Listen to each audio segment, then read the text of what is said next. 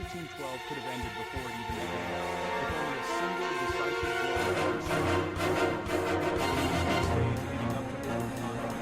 American leaders gathered around the end of the table, formulating habits and strategies, searching for a way to take their allies and their people. The opportunity was there, hanging in the air like a fog. If America had left its not, history might have taken a very different turn. The plan was bold, almost audacious. Strike at the heart of British commerce by targeting the merchant fleets returning from the West Indies. These ships were not just carrying sugar and rum, they were loaded with the wealth that fueled Britain's mighty war machine, the very lifeblood of its empire. Capturing or destroying those ships would have delivered a devastating blow to British finances, potentially crippling their ability to wage war. It could have forced Britain to the negotiating table, or the very least, saving the entire war. But as the moment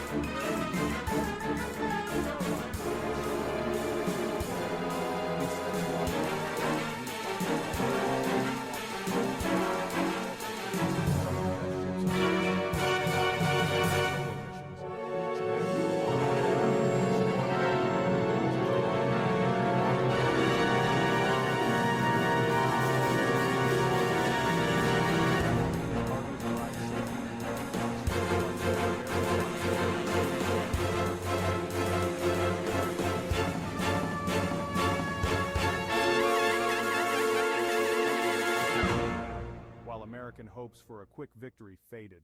What was once imagined turned into a costly, drawn-out struggle against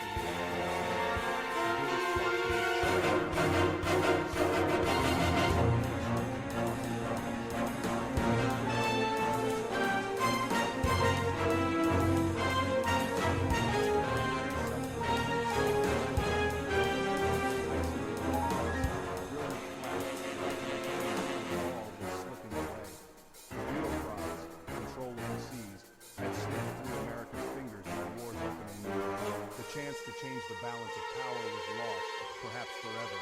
This foundational blunder set the tone for everything that followed. Every battle, every hardship, every loss can be traced back to that single moment of hesitation. In war, timing is everything. A single heartbeat can decide the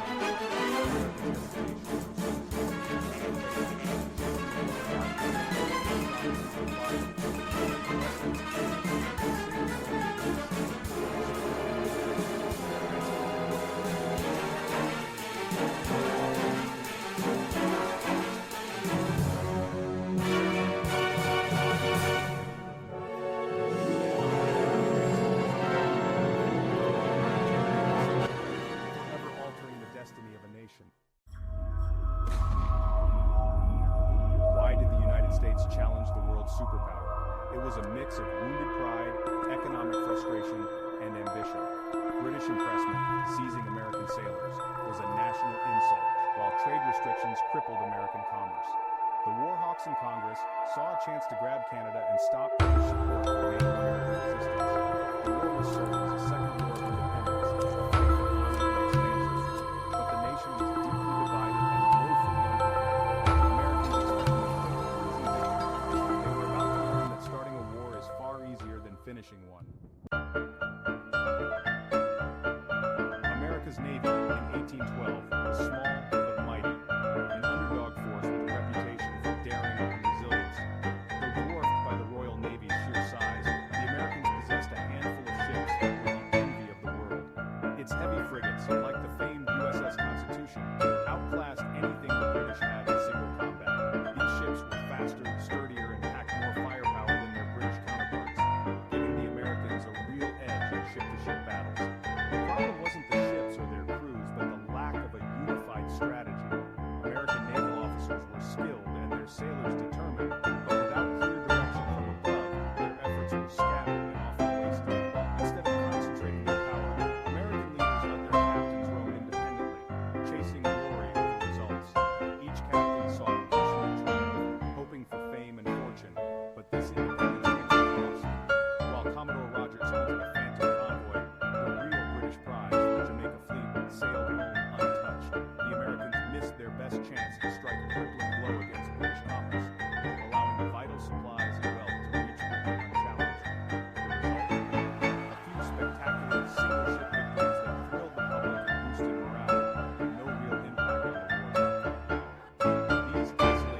successes, while impressive, did little to change the balance of power at sea. The British quickly adapted, ordering their frigates to avoid solo flags and squadrons. Their response was swift and effective, closing the window of opportunity for the Americans.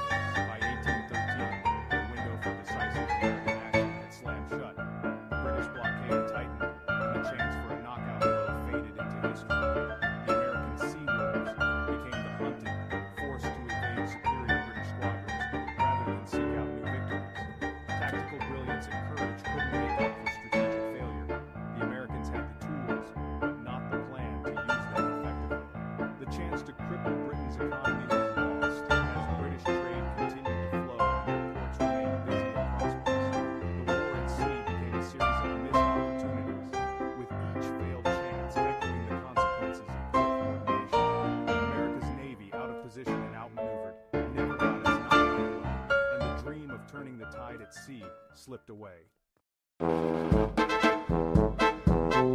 Britain focused on America, the Royal Navy unleashed a devastating blockade. From Maine to Georgia, British warships sealed off every port, choking American trade.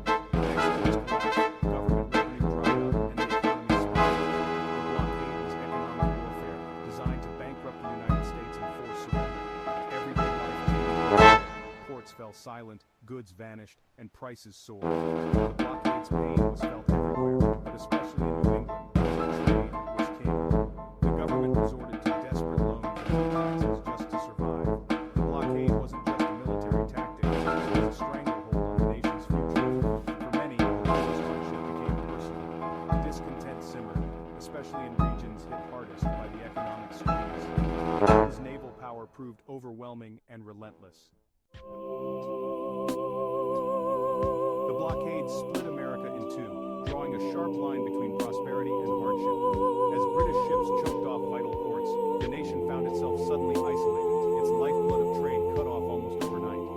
The once bustling harbors fell eerily silent, and the country braced for the unknown. In New England, the economy collapsed, ships rotted at their moorings, merchants went bankrupt, and smuggling flourished in the shadows.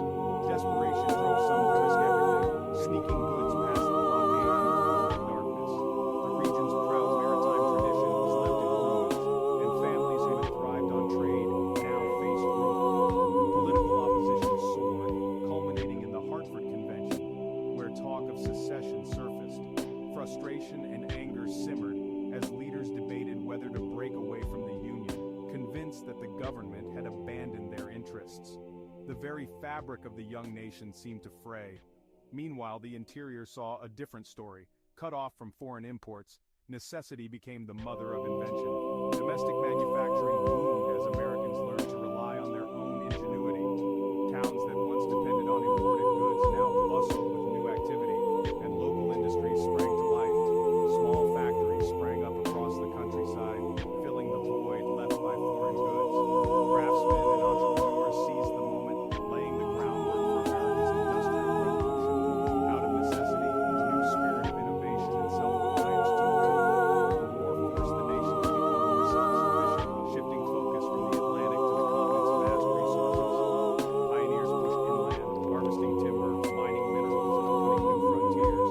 America's gaze turned westward, seeking opportunity in its own untapped lands. The blockade ruined one part of the country while building up another. The contrast was stark. Where coastal cities languished, the interior thrived, and a new economic landscape began to emerge. It was a painful transition, marked by hardship and sacrifice, but it planted the seeds of future strength. Workers toiled long hours and families endured uncertainty, yet hope persisted like a sapling pushing through rocky soil. The war's economic chaos reshaped America's destiny, sending shockwaves through markets and changing the way people lived and worked. The nation learned to adapt, and in doing so, discovered new sources of resilience. Out of hardship, a new industrial power was born. The smoke rising from factory chimneys signaled not just survival, but transformation. A country forging a new identity in the fires of adversity. The blockade's legacy was both destruction and creation. It left scars, but also built the foundation for a stronger, more independent nation. America would never be the same. From the ashes of crisis, a new era began, one that would shape the nation's future for generations to come. For ordinary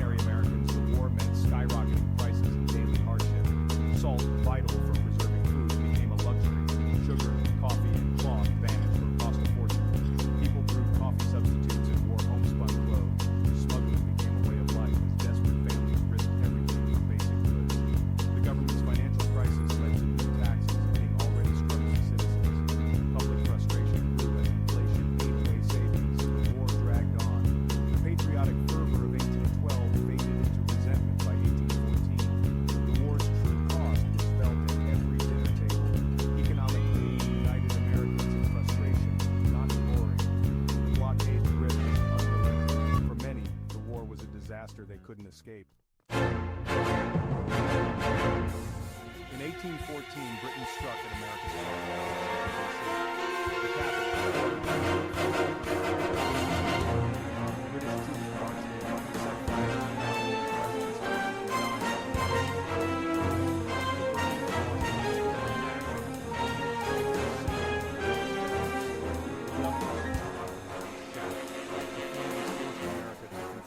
true cost of its calculations. The war's lowest point had arrived. After burning Washington, the British targeted Baltimore, a city ready to fight back. Baltimore's defenders, led by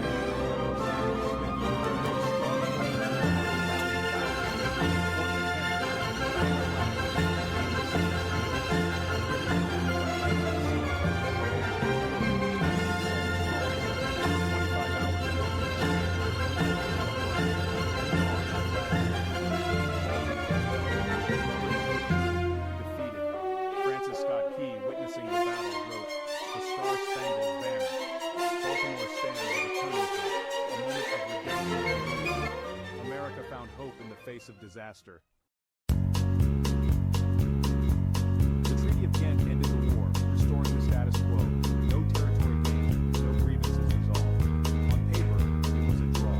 In reality, the war changed America.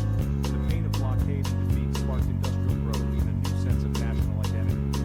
Heroes like Andrew Jackson emerged, and the flag over Fort McHenry became a symbol of resilience.